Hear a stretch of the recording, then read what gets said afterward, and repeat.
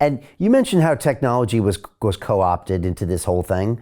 Do you have any more deeper thoughts on that? Because, Ed, when we started getting taken off the air in April, May of 2020, I struggled to find a direct connection between the Googles of the world and ultimately pharma and some of these other things. And everyone always said, well, Google has ownerships of this and that. But for me, it never seemed obvious. I'm just curious, where do you go on that?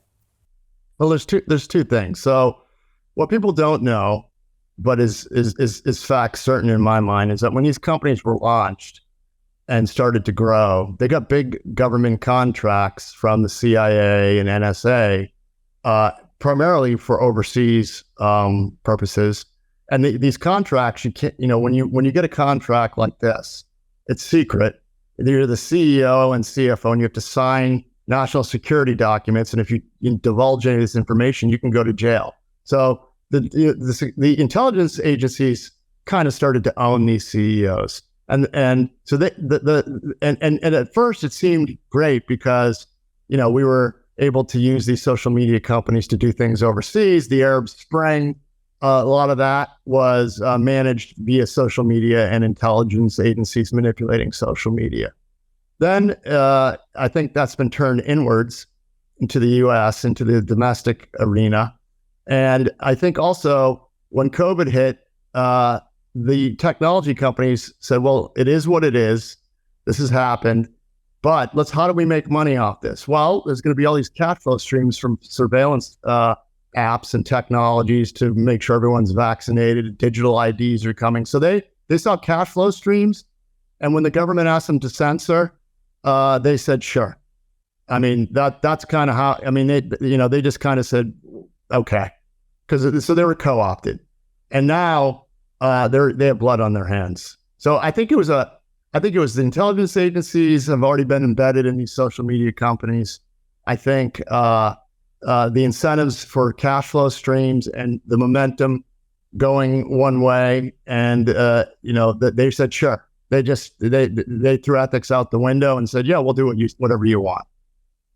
And on that note, what did you make of the Twitter files? And do you ever wonder what the YouTube files look like? I sure want to see mine.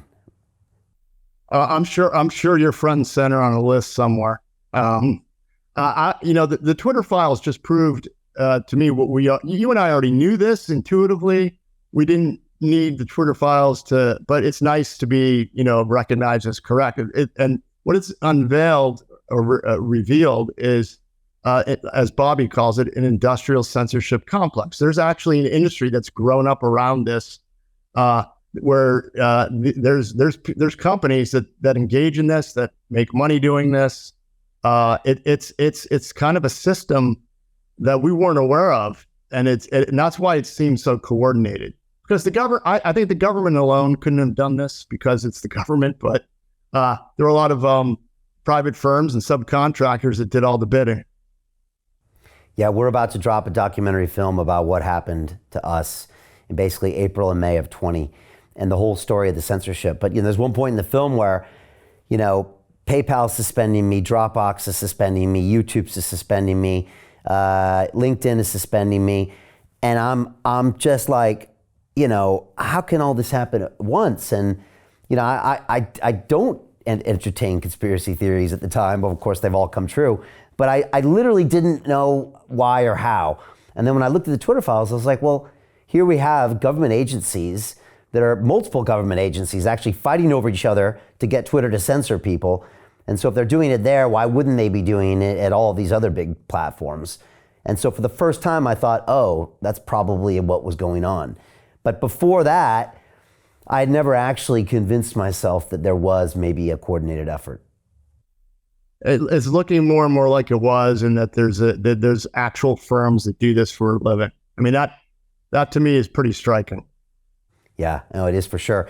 The WHO came out recently, and I talked to Dr. Malone about this last week, about how they're pushing through a plan to kind of take over the sovereignty of nations on the next pandemic, and trying to already set up a plan to where they can kind of supersede governments. And I know people are trying to push back. Just curious if you had any thoughts on that whole thing happening? First of all, the WHO failed in this pandemic.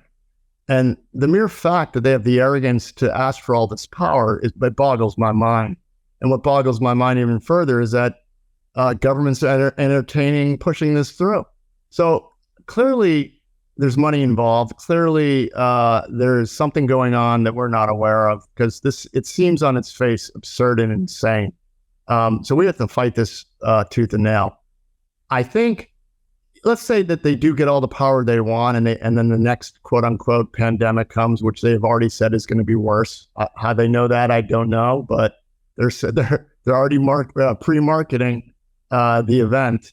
I think the pushback will be immense this time. I don't think people are going to fall for it again. And if a lot of people still do, I think we'll have more on our side this time, because I know you and I and others felt very alone in the beginning of this, but I think next time we'll have more people standing beside us. So I think even if they get through all this nonsense, we're still going to win in the end if they try to pull that. I don't think people are going to fall for it again, personally. Yeah, I mean, we're definitely kind of anti-fragile in that sense, because we've now built up almost like these kind of information supply lines, and we've been battle hardened through this. And it's much easier to fight back against something in the future. So yeah, I agree with you on that standpoint, but it just flabbergasts me that they're already trying to set that up and to try to take power away from some of those sovereigns. So Jim Rickards has just recorded a video that's not available to anyone in the public, and he's going to be talking about how this upcoming recession is going to be fast, it's going to be bloody, it's going to be nasty. But at the same time, he's going to show you how you can position yourself to profit from all of this chaos. Now, we've made this video only available to our viewers. Go to londonreal.tv/Jim. Watch that immediately. I can't say enough good things about Jim Rickards. He understands the global economic system better than any guest I've ever had on London Real. His predictions are almost uncannily true, and you can learn how to profit from his vision, from his expertise, and his understanding of economics. So go to londonreal.tv/Jim or click the link below. It's an excellent, excellent look on what's going to happen in the future and how you can position yourself to profit from that.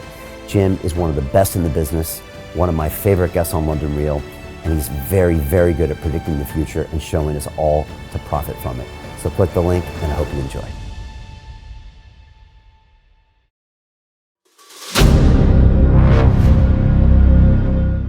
I'm looking for partners, collaborators, colleagues who want to join forces with me around the globe and create real value, generational wealth, and financial freedom for everyone else around the world.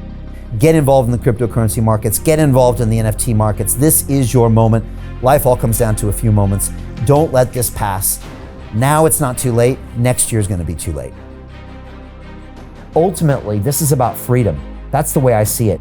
This is about giving power back to the people and enabling billions of people worldwide to use the financial markets to improve their lives and those of their friends and their families and their communities.